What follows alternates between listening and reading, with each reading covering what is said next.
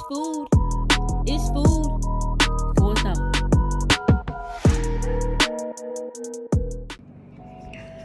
What up, guys? What up? What up? This your girl Savvy. I'm just coming on here real quick to clear up some things for you all. So when I made that post about I had a girlfriend after I became a Christian, I had a lot of people, hit me up, comment and all that. So I just want to clear some things up. When I first got saved, I did not have in my mind that I wanted to stop liking girls. Some people get so caught up and obsessed with, when I get saved, God is eventually going to change me and make me like the opposite sex. You thinking too deep into it. You know what I'm saying? When you first come to God and get saved, he's accepting you as you are. You have to learn about him first. You know what I'm saying? It's like you jumping into a relationship and you literally getting down on one knee before you guys sit down and even talk and date on the first date. You know what I'm saying? You doing too much. So, like the more that I pursued God and I started learning about his character, I was like, dang, I just started, falling in love. And I'm just like, man, this is so beautiful. And the more that I learned about him, the more I in return was able to learn about myself. And the more that my desires begin to change. Now, I'm going to address this as well.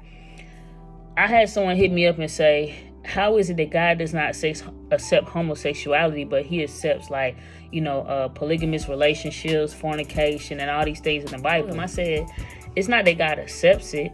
When you read the Bible, you have to understand the culture. So just like right now, America accepts gay marriage. That does not mean God accepts it. America, the culture, accepts it. So in the Bible, these cultures accepted these things, but that wasn't what God intended for them to follow. He told them what he wanted from them. They did what they wanted to do.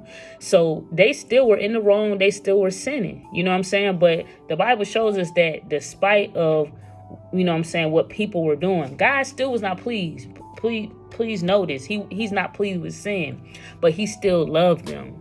God's love is unconditional. You know what I'm saying? He can use anybody. Like you see the story, he can use a donkey. You know what I'm saying? So you have to look at everything in context of what's going on. You can't just read it like a straight storybook. And I told that person, I said, you have to literally pray and ask God to the Holy Spirit to reveal the revelation that you're supposed to be getting from what you're reading. And I told him too, I said, hey, if you got somebody in your church, anybody to reach out to, to help guide you, disciple you, mentor you, whatever, in your walk, because it's new, then you should do that. I just wanted to clear up a few things. I hope that this encourages some of you, because I feel like a lot of people think too deep into it when they come into Christ, or whatever, become a Christian. They're like, oh, I got to change all this stuff.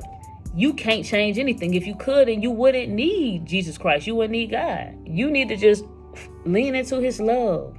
Let him love on you. You love him back.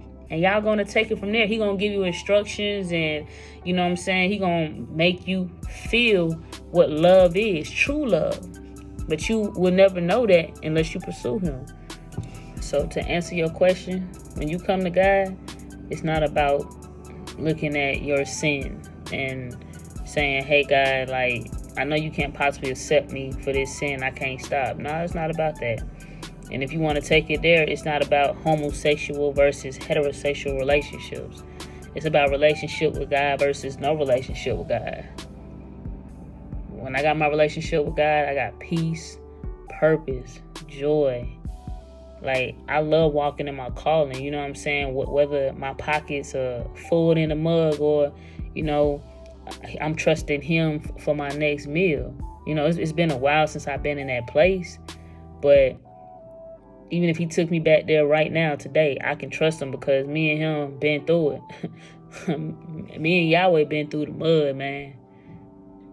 But how can you learn to trust him if you haven't been, down and dirty with him? So you got to go through that season. I ain't trying to scare nobody. But it's a beautiful season to be in. Because I know that I will never just completely fall on my face like that. I know he always going to pick me back up.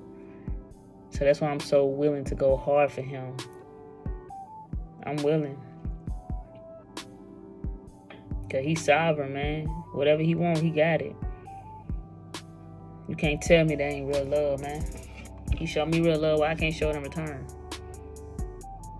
So, once again, don't look at my life with the sin versus without the sin. No, just look at my life with God versus without God. But how can you learn about life with God if you haven't even gave him a chance yet? You judging something that you don't know nothing about. Hey man, food for thought. Even though we were free, we were still slaves in the mind. Message.